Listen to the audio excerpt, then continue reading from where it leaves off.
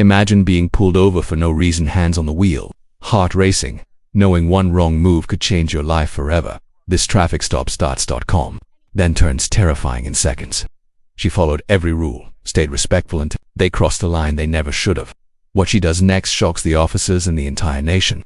Watch till the very end to see how dignity fights backhand. If you believe respect should never be bullied, hit like, subscribe, and share this story. Blue lights slice the night and turn a quiet drive into a public test. She keeps her hands visible, voice steady, asking the oldest question on American roads: why am I being stopped? The answer never comes, it never does. Instead, the air tightens, authority leans forward, confidence hardens into command. The officer's tone sharpens, clipped and impatient, as if calm itself is an offense. Words stack on words, instructions collide. Do this, don't move, say it again. Her composure becomes evidence against her, a mirror reflecting their unease. She breathes, counts, remembers every lesson about surviving a stop by disappearing inside yourself. This is not new, it's inherited, a ritual passed down with car keys and warnings. Keep your hands up, keep your voice soft, keep your dignity, if they let you. Viewers feel it in their chests because they've lived it, or watched someone they love live it. Knowing how quickly a moment can tip from routine to ruin, the narrator cuts through the noise with a cold truth. This stop will be replayed in millions, oft times, but not for the reason you think. Not because of what she did, because of what power does when it's questioned. Phones begin to rise. A camera trembles. The road holds its breath. Somewhere between policy and impulse, a line is about to be crossed, and when it is, the country won't be able to look away. She waits, still asking for an explanation, still believing reason matters. The silence answers her. It always does. In that pause, fear meets resolve, history meets the present, and the smallest decision begins to echo. This is the moment before impact, before the story chooses its shape. What happens next will not stay on this road. It will travel, multiply, and return as judgment, debate, and truth, because once the lights fade, nothing about this night will remain ordinary for her. Them, or us. Before the chaos, there was order. The woman drove steadily, hands on the wheel, eyes alert, not a hint of recklessness, no speeding, no violations. Every signal, every turn, every action measured. She followed the law as she always had, disciplined, precise, aware of her surroundings. Her life, her training, her education had prepared her for challenges, but not for this. A law-abiding citizen, respected in her community, yet suddenly confronted by authority that seemed eager to escalate. Compliance had always been her default, her shield, but even the calmest demeanor can trigger suspicion when unchecked power meets assumption. Inside the patrol car, the officers exchanged glances, voices quiet but tense, hands brushing near belts and radios, their stance tight, guarded. Every micro-expression, every twitch of the jaw spoke volumes. In their eyes, her calm was not composure, it was a challenge, an ego threatened. A line that, once crossed, could justify anything in their minds. Outside, the street was quiet. A bystander's phone captured the scene, the prelude to confrontation. The tension was invisible to most, but palpable to those who had lived moments like this. The sudden uncertainty, the looming possibility of force. She spoke softly, asking questions any driver might, yet her politeness only seemed to heighten the officer's impatience. Each correct action, each respectful reply, failed to diffuse the building storm. Heroism, it seemed, had its own gravity, the ability to calm oneself even as the world tilts toward chaos. And then the first line was crossed. One hand reached too far, one command came too sharp. The careful balance shattered. Composure met aggression, and the ordinary traffic stop became the opening chapter of a story that would grip the nation. The shift is subtle at first, then unmistakable. Control gives way to intimidation as commands begin to contradict each other. Hands up, step out, stay where you are. Voices overlap, sharper now, louder, crowded with urgency that feels manufactured. The calm she maintains no longer calms them, it irritates them. Her steadiness reads like resistance in a space that demands submission. An officer steps closer than necessary. Another circles, questions, stop seeking answers and start fishing for obedience. She complies anyway, narrating her movements, slowing her breath, choosing restraint over instinct. It should be enough. It never is. Authority, once satisfied by order, now wants dominance. A wrist is grabbed for safety. The phrase lands hollow, rehearsed, a shield for force that doesn't need defending. Her body stiffens, not in defiance but in surprise. She asks, politely, for space. The request is ignored. The grip tightens, and with it, the message becomes clear. This is no longer about the stop. Her calm becomes a threat. It exposes the imbalance, the fragility beneath a badge. Impatience creeps in. Entitlement follows. The kind that assumes compliance is owed, not earned. Unchecked power leans forward. Daring the moment to break. She searches their faces for reason and finds procedure performing as instinct. Training blurs into impulse. A voice cracks, then hardens. The distance between them collapses until her personal space becomes negotiable, revocable. She feels the calculation happening in real time. How far can this go? How quickly? And who will believe her if it does?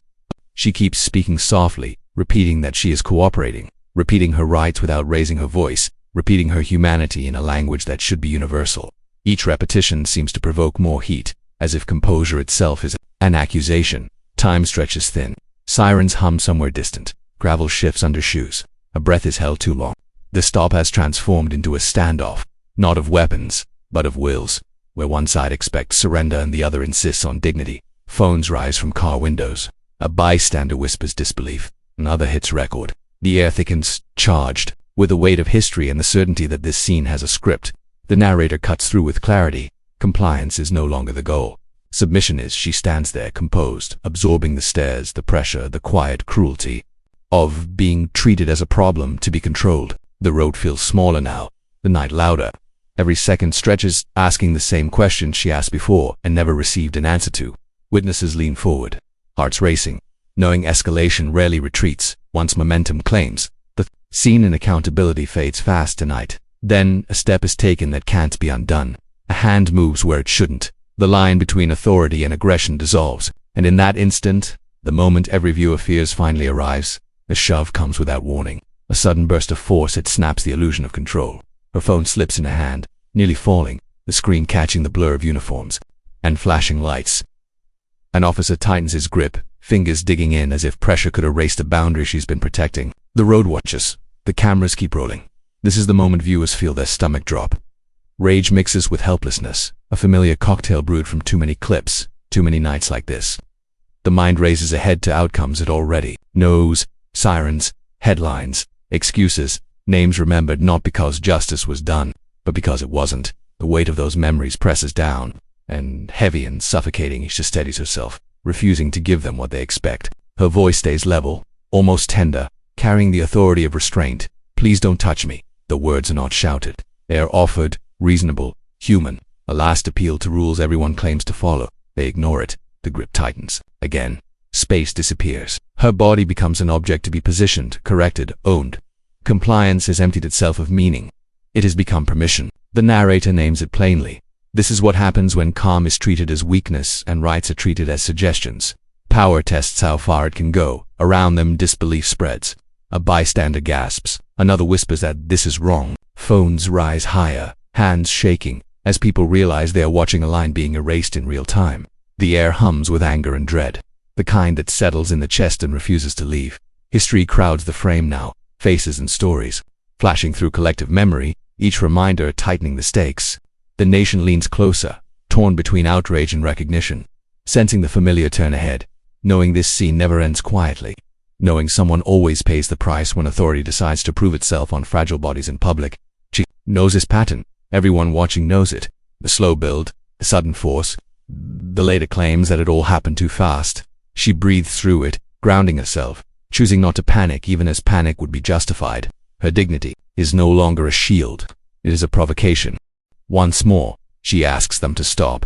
Once more, she is ignored. The distance between restraint and survival narrows to a point. The camera captures the flicker in her eyes. Not fear, but calculation.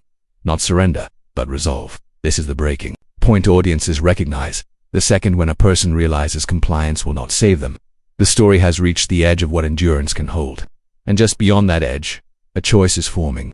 One the officers never prepared for. One the system rarely acknowledges. Because in the next heartbeat, everything will change. They never expected what her next move would be.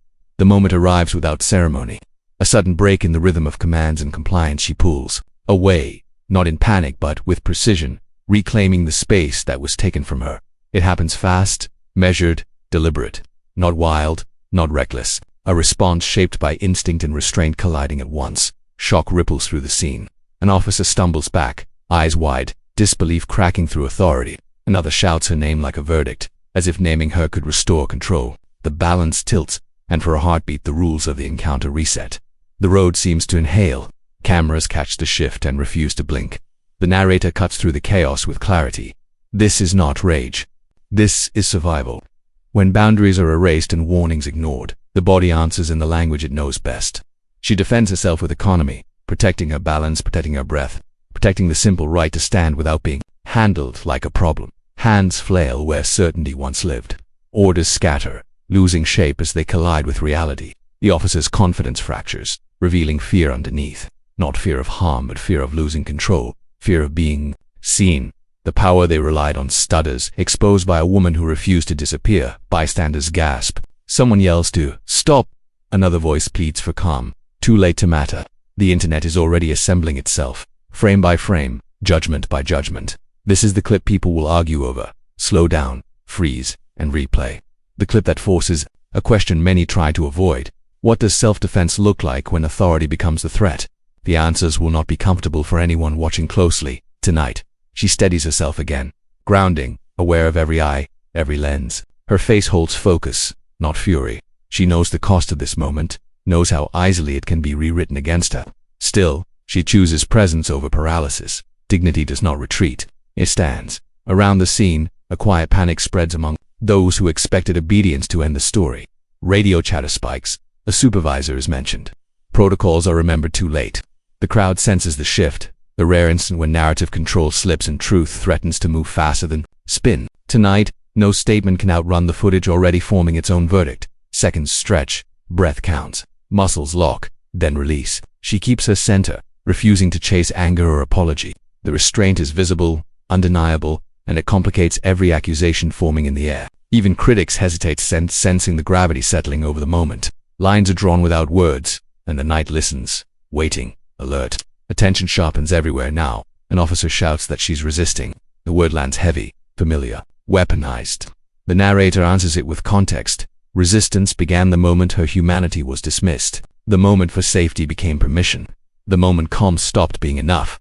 The night vibrates with adrenaline. Sirens draw closer. Gravel crunches as positions reset. The scene swells beyond the roadside, stretching into screens and living rooms, into conversations that'll last long after the lights fade. This is the turning point, the spark that ignites debate. The image that refuses to stay contained. She exhales, eyes forward, body ready, but controlled. Whatever happens next will be judged, dissected, and remembered. History will try to decide who she is from these seconds alone. But the cameras are still rolling, steady and unafraid, capturing the truth as it unfolds. And they catch everything, without mercy or pause, forever, everywhere, always, now, here. Undeniably, footage escapes the roadside and detonates online, jumping feeds faster than facts ever do. Within minutes, timelines flood, notifications scream, and the clip becomes unavoidable. Hashtags ignite and braid together, carrying anger, fear, and recognition across borders and time zones. Split screens bloom everywhere, pairing the moment, with faces reacting in real time. Disbelief colliding with no and nods. Supporters call her brave, measured alive because she chose to be. They point to the pause before she moved, the restraint after, the clarity in her eyes. Critics call her reckless, irresponsible, a provocation disguised as principle. The debate hardens instantly, familiar lines snapping into place as if rehearsed. Comment sections turn into battlegrounds where empathy wrestles with dogma. Legal analysts arrive next, slowing the video to frames and fractions, counting seconds, tracing hands, narrating thresholds. They speak of reasonable fear and proportional response, of policies written to guide moments that rarely obey scripts. Each pause becomes evidence, each pixel a claim. Nothing is neutral anymore. Everything means something to someone. Influencers amplify. News desks, book panels, podcasts title episodes before the night ends. The clip leaps from phones to televisions, from group chats to dinner tables. People argue in kitchens, on buses, at work the next morning. Old stories surface, names remembered with a catch in the throat. The country recognizes the pattern and argues about the ending. For many, this isn't spectacle, it's validation.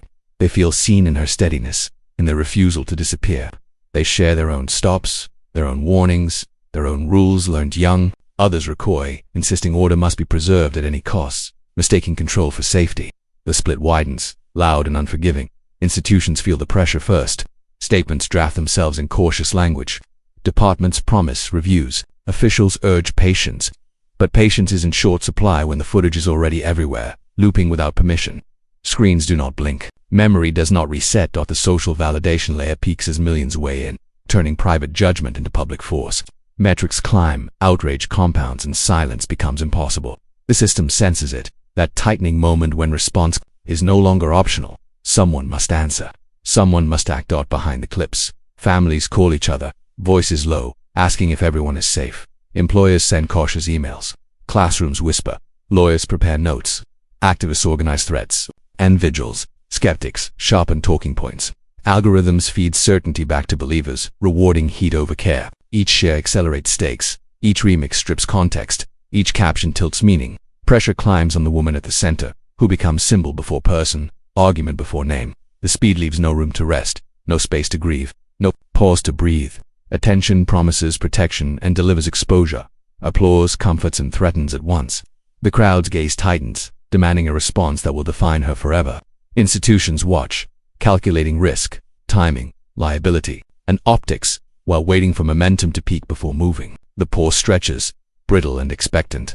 Across the nation tonight, everywhere. The internet does what it always does, accelerating consequence beyond control. And as the storm grows, one truth becomes clear to those watching closely, the loudest. The chapter has not yet arrived. The most dangerous part of the story is still ahead. The moment the world would pause comes not in sirens, not in commands, but in the quiet authority she carried in every measured breath. Reporters piece together the fragments: her credentials, her years of legal training, her intimate knowledge of citizen rights. She wasn't just a woman on the street. She was prepared. She was aware. She was unshakable. Meanwhile, back at the scene, the officers' attempts to assert control start to crumble. The body cam footage, once their shielded, becomes a magnifying glass. Every hand movement, every shouted command is replayed and dissected. Contradictions leap off the screen. Reports claiming compliance are contradicted by multiple angles showing force, hesitation, and escalation that wasn't warranted. The narrative they thought they controlled flips, first in whispers, then in headlines. Analysts and commentators flood social media. Slow-motion clips dissecting the exact moment her hand defended her. Legal experts outline what she did right, what the officers did wrong. It's no longer a debate about her conduct, it's about theirs. Each misstep, each lapse of judgment becomes a symbol of broader systemic failure. Millions of viewers, glued to their screens, feel a collective reckoning. The framing is clear. The woman embodies dignity, calm, and rightful resistance. The officers' unchecked power, impatience, and misjudgment paint them as antagonists of a story bigger than a single traffic stop. Viewers feel validation, a cathartic echo of injustice turned on its head. Comments flood, insupportive, angry, astonished. People share personal stories, connecting her struggle to countless others who faced similar humiliations, reminding the audience that this isn't isolated, it's systemic. The stakes escalate further when early legal statements hint that the officer's actions could have serious professional consequences. Internal reviews are announced. Body cam footage becomes a centerpiece of investigations. The public watches, debating, dissecting, and demanding accountability. It's no longer just a story, it's a movement captured in real time. Her calm remains unshaken. Not a shout, not a plea, just a quiet authority that commands respect. Every word she spoke, every boundary she enforced, resonates with the viewer's sense of justice. The narrator presses the point. This isn't rebellion for rebellion's sake, it's precise, informed, necessary. Millions recognize her composure as courage. And then, just as the tension peaks, the official response begins to trickle in. Statements, press conferences, and notices that will soon rock the department. The officers thought they controlled the moment. They didn't realize the story had already flipped, and now the system itself was watching. The scene freezes on that precipice, leaving viewers holding their breath, because the reckoning of the real power reversal is only just beginning. The official statement arrives, sterile and calculated, words chosen with care, yet every line betrays the department's unease. Viewers scan for meaning, reading between the carefully constructed sentences. The air of authority masks anxiety. Internally, the wheels of accountability begin to turn, slower than some wish, but unstoppable. Within hours, internal investigations are announced. The officers are placed on administrative leave, a phrase that feels both final and insufficient. Experts on procedural justice weigh in, explaining why this case has pierced through the usual defenses. This isn't just a traffic stop gone wrong, it's a symbol, a warning, a precedent. The woman's composure and legal savvy have exposed cracks that can no longer be ignored. Public pressure surges, social media feeds explode with reactions, shock, outrage, admiration. Commenters dissect the footage frame by frame, highlighting this subtle yet unmistakable evidence of overreach. Advocates argue, analyze, and strategize. Every post, every share, every replay fuels the story's momentum. The officers, once confident in their unquestioned authority, now navigate scrutiny and doubt. Their narrative, carefully rehearsed, falters under the light of public examination. The villain, once narrowly defined as two individuals, broadens. The focus expands beyond the uniforms to the system that enabled unchecked power, the protocols that allowed intimidation, the culture that normalized fear. This is a reckoning not just for them, but for the institution they represent. Every viewer senses it. Compliance alone cannot repair years of neglect or erase public mistrust. True accountability requires courage from every corner of the system. Meanwhile, the woman remains composed. She does not celebrate, does not gloat, does not posture. Her presence is quiet but powerful, a reminder that dignity cannot be stolen, only acknowledged. The narrator emphasizes that her actions transcended self-defense. They sparked reflection, conversation, and a push toward structural change. Millmans see themselves in her stance, empowered by her knowledge, patience, and resolve. Legal analysts predict that the proceedings ahead will be scrutinized at unprecedented levels. Internal policies will be questioned, training protocols revised, and for the first time in a long while, a system built on authority is forced to confront its own failings.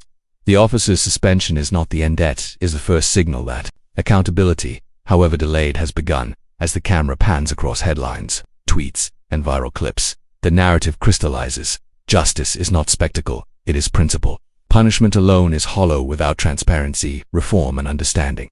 And as viewers wait, breath held, the story lingers in their minds not as a simple clash, but as a reminder that courage, knowledge, and moral clarity can shift the balance of power in ways the world cannot ignore. Because in the end, accountability is more than consequence, it is the seed of lasting change. When she steps before the cameras, there is no tremor in her voice, no trace of vengeance. Every word is deliberate, measured, piercing in its simplicity. She recounts the encounter, not to inflame but to illuminate. I defended myself because survival is not negotiable, she says. Fear is not weakness. Silence is no longer an option. The nation listens. Social media clips loop endlessly. Commentators pause mid-sentence. Viewers lean closer. Her composure reframes the narrative. This is not a story of chaos or criminality. This is a story of dignity maintained under the harshest pressure. Each phrase underscores the hero framing. Strength rooted in knowledge, courage, and moral clarity.